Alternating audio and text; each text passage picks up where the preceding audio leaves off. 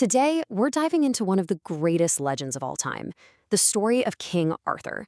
It's this epic tale about a dream, a kingdom built on honor, and how a golden age was ultimately, and so tragically, lost. This quote, it just nails the whole feeling of the Arthurian legend, doesn't it? It tells you about this incredible ideal, Camelot, this place that was supposed to be the best of us.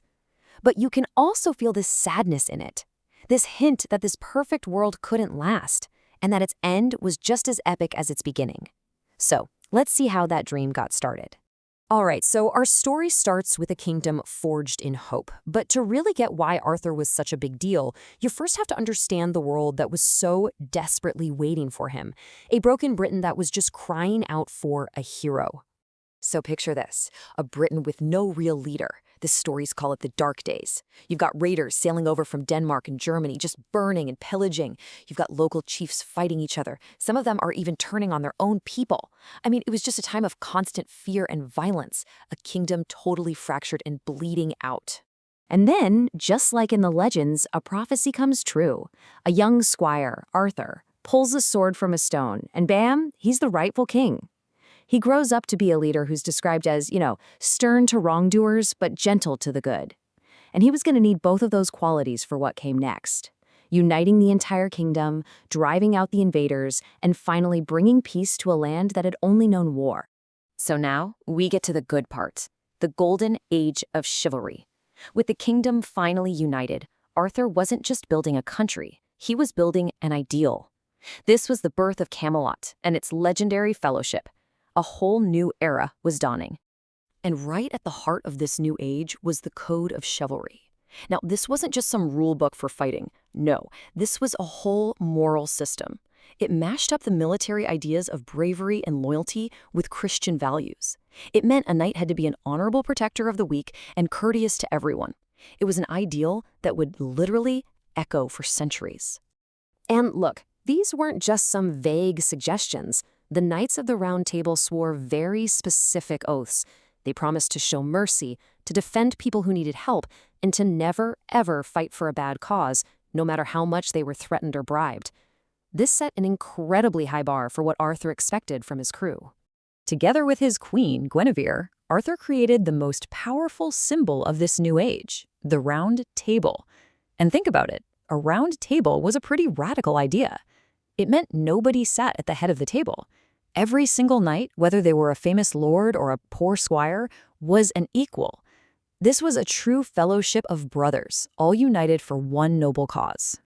But you know how it goes. Even the most perfect worlds have their flaws. And now we have to talk about the cracks that started to show in the fellowship. Just as Camelot was hitting its peak, the seeds of its own destruction were already being planted right inside its own walls. And this is the real tragedy of the story, right?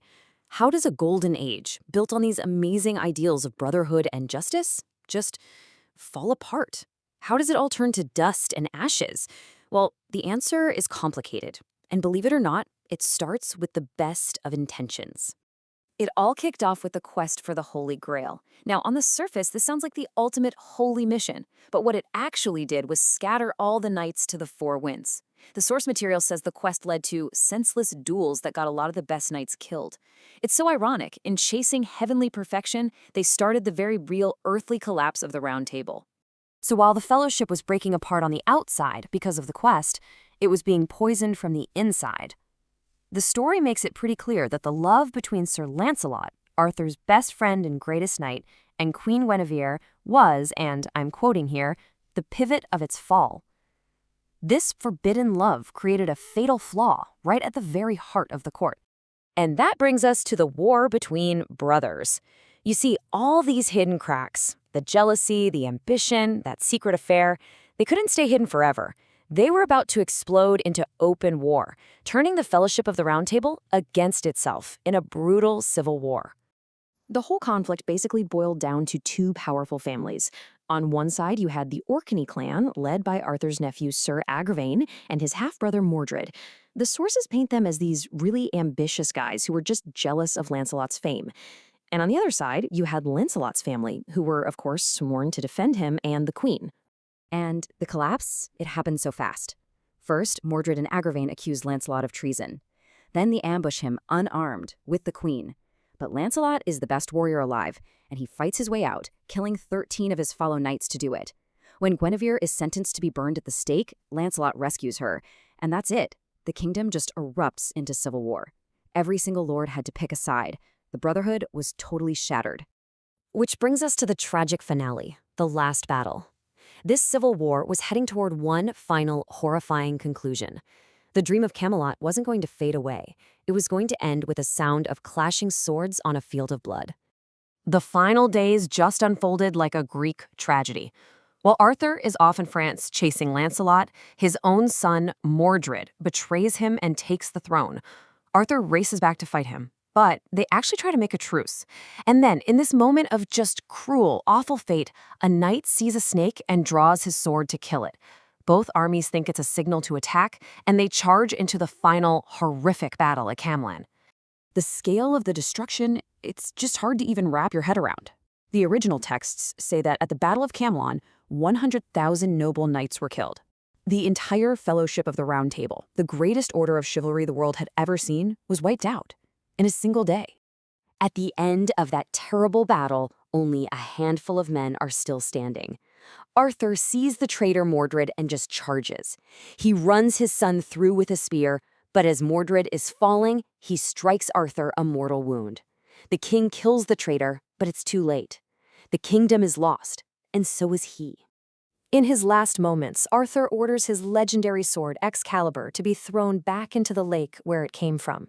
His body is then put on a barge and carried away to the mythical island of Avalon. He leaves behind a broken kingdom, but an immortal legend. And that's how the story ends. But it also ends with a promise. Arthur becomes the once and future king, a hero who isn't really dead but is just waiting to come back when the world needs him most. Which kind of leaves us with a big question, doesn't it? What does that idea, that promise of a hero's return, mean for us today? And what exactly are we hoping they'll bring back with them?